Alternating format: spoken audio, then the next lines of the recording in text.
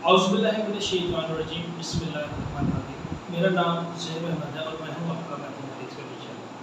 Previous lecture में हमने exercise 1.2 को कंप्लीट किया। आज हम एक्सरसाइज 1.3 को शुरू करने जा रहे हैं, लेकिन वो बच्चे जिन्होंने प्रीवियस लेक्चर मेरे नहीं लिए तो वो मेरे प्लेलिस्ट सेक्शन में जाके मेरे लेक्चर्स को देख सकते हैं। मज़ीद ये कि मैंने आप लोगों की आसानी के लिए उस प्ले लिस्ट का जो लिंक है वो मैंने डिस्क्रिप्शन में डाल दिया, आप वहाँ से उसको देख सकते हैं। तो मूव करते हैं एक्सरसाइज 1.3 के ऊपर। 1.3 में क्या कहता है, पहला सवाल, which of the following matrices are conformable for addition. तो इस सवाल को कराने से पहले मैं आपको एक छोटा सा रूल यहाँ पर समझा दूँ। रूल फॉर एडिशन क्या है, इस रूल को आप ध्यान से समझ लीजिएगा।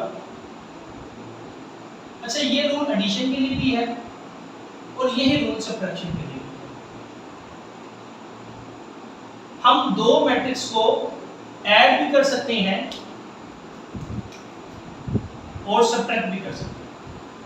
अगर हमारे पास दो मैट्रिक्स हों तो उनको ऐड भी हम कर सकते हैं, सब्ट्रैक्ट भी कर सकते हैं, लेकिन हमने उनको ऐड सब्ट्रैक्ट करने के लिए हमारे पास एक रूल हमारे पास है, हमने उसको फॉलो करना है। वो रूल क्या है? वो रूल ये है कि दोनों मैट्रिक्स का order of matrixes must be same। ये बात बड़ी कि दोनों मैट्रिक्स का ऑर्डर ऑफ मैट्रिक्स क्या होना चाहिए? सेम होना चाहिए। और ऑर्डर ऑफ मैट्रिक्स क्या होता है उसके मुताबिक हमने प्रीवियस लेक्चर में बड़ा डिटेल डिस्कस किया है कि फाइंड करना कि कितनी रोज और कितने कॉलम्स एक मैट्रिक्स के अंदर, उसको ऑर्डर ऑफ मैट्रिक्स कहते हैं। तो अगर दो मैट्रिक्स के ऑर्डर ऑफ मैट्रिक्स सेम है तो हम उनको आपस में ऐड कर सकते हैं। एलिमेंट्स का सेम होना जरूरी नहीं है, एलिमेंट्स सेम हो भी सकते हैं या नहीं भी होंगे। एलिमेंट्स का सेम होना जरूरी नहीं है, लेकिन वो दोनों का ऑर्डर सेम होना जरूरी है। यानी कि कहने का मकसद ये है कि दोनों अगर हमारे पास इक्विवेलेंट मैट्रिक्स हो, अगर दो हमारे पास इक्विवेलेंट मैट्रिक्स हो तो वो दोनों आपस में इजीली ऐड और सब्ट्रैक्ट हो सकते हैं। आज तो वो सवाल एडिशन के लिए, लेकिन मैंने आपको सब्ट्रैक्शन का भी साथ ही बता दिया।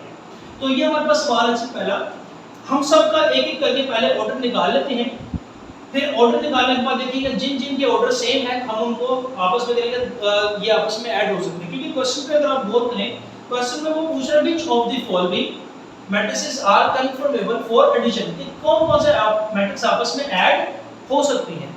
वो आपको ये नहीं कह रहा कि इनको ऐड करके सॉल्व करके दिखाएं, बस ये आपसे डिमांड कर रहा है कि आप कौन कौन से मैट्रिक्स इसके अंदर ऐड हो सकते हैं। तो हम देखते हैं कि ऑर्डर निकालते हैं।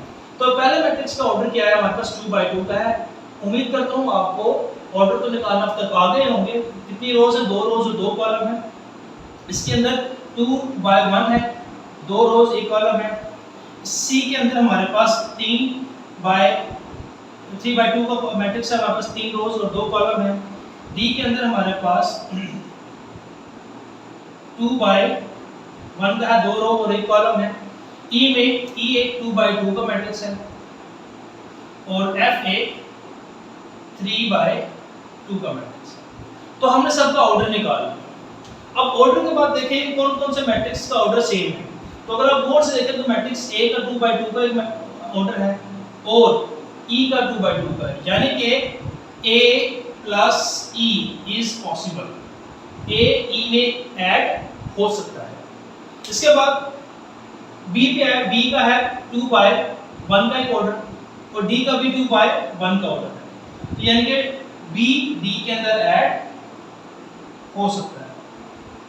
और लास्ट बचता है सी, 3/2 का है और एफ भी 3/2 का है, यानी कि सी एफ के अंदर ऐड हो सकता है।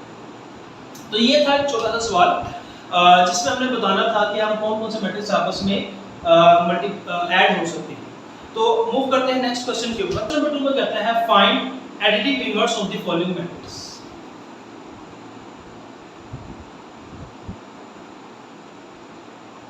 Find additive inverse. Find additive inverse of the following matrix. हमने दरअसल मैट्रिक्स के एडिटिव इनवर्स निकाले। ये एडिटिव इनवर्स क्या होता है इसको समझ लें। मैट्रिक्स बहुत आसान है। अब फॉर एग्जांपल एक वैल्यू है हमारे पास 2। इस 2 का एडिटिव इनवर्स क्या होगा? 2 के अंदर हम क्या एक ऐसी वैल्यू ऐड करें जिससे इसका आंसर 0 बन जाए। 2 के अंदर हम कौन सी वैल्यू इसके अंदर ऐड करें कि इसका आंसर 0 हो जाए। ऑब्वियसली बात है, अगर 2 के अंदर इसका ऑपोजिट यानी कि -2 को ऐड करें इसके अंदर तो इसका आंसर 0 हो जाएगा। तो यानी कि -2 इसके अंदर इसका एक एडिटिव इनवर्स बन जाएगा। इसी तरह ये वाला मैट्रिक्स के अंदर भी सेम यही कॉन्सेप्ट है कि अगर एक मैट्रिक्स A है, लेट A हमारे पास एक मैट्रिक्स है 1 5 -2 और 4 का -4 का लगता है, तो इसके अंदर मैं क्या एक ऐसा वैल्यू ऐड करूं जिससे ये उल्ट हो जाएगा, यानी कि जिससे इसका आंसर 0 हो जाएगा हमारे पास। तो इसके अंदर ऐड करने के लिए हम इस तमाम मैट्रिक्स को अगर -1 से मल्टीप्लाई कर दें, यानी कि इसका नेगेटिव मैट्रिक्स ले लें, तो वो इसके आंसर को 0 कर देगा, यानी कि वो जो हमने नेगेटिव लिया वो इसका एडिटिव इनवर्स कहलाएगा। यानी कि अगर हम उसको -1 कर दें, माइनस अंदर का साइन चेंज कर देगा, -1 -5 2 और 4, तो -1 -5 2 और 4 ये इस मैट्रिक्स A का एडिटिव इनवर्स कहलाएगा। बिल्कुल इसी कॉन्सेप्ट के साथ हम इसके सवाल को सॉल्व करेंगे। बहुत ही आसान सवाल है, मूव करते हैं उसको।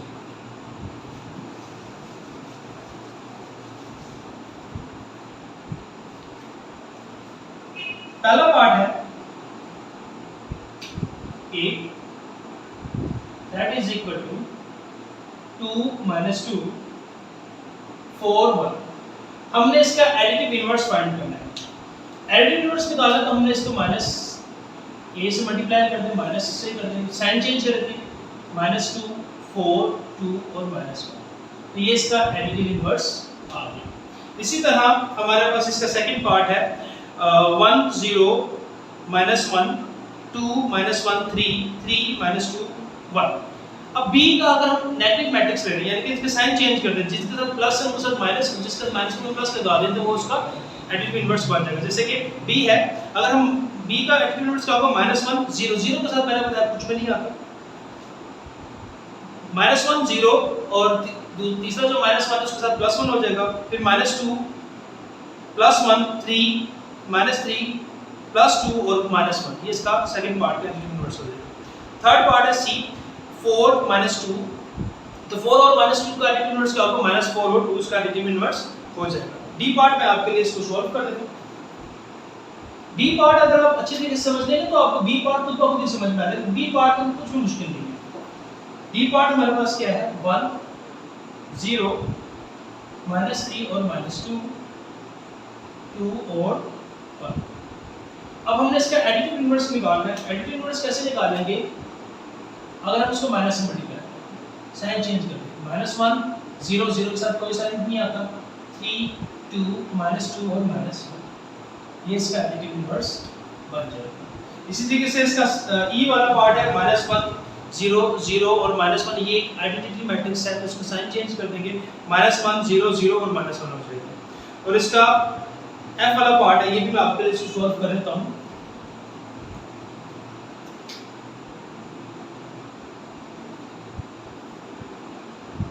√3 1 -1 और √2, ये हमारे पास इसका क्वेश्चन है। तो उसको कैसे सॉल्व करेंगे, इसका साइन चेंज कर देंगे, -f that is equal to, अब √2 का साइन चेंज है, -√3 -1 1 और -√2, तो ये इसका क्या बन जाएगा, एडिटिव इनवर्स बन जाएगा। तो एडिटिव इनवर्स क्या होता है, अगर किसी मैट्रिक्स का साइन चेंज करते हैं, आप साइन चेंज कर देंगे तो उससे उसका अल्टीमेटली आंसर क्या बन जाएगा, नेगेटिव बन जाएगा, 0 बन जाएगा। अगर हम उसको पहले मैट्रिक्स के अंदर ऐड करें तो वो उसका क्या कहलाएगा, एडिटिव इनवर्स कहलाता है। उम्मीद करता हूँ आपको लेक्चर समझ में आया होगा। फिर भी किसी किस्म का कोई सवाल हो तो आप मेरे से कमेंट सेक्शन में पूछ सकते हैं। मिलते हैं नेक्स्ट लेक्चर में।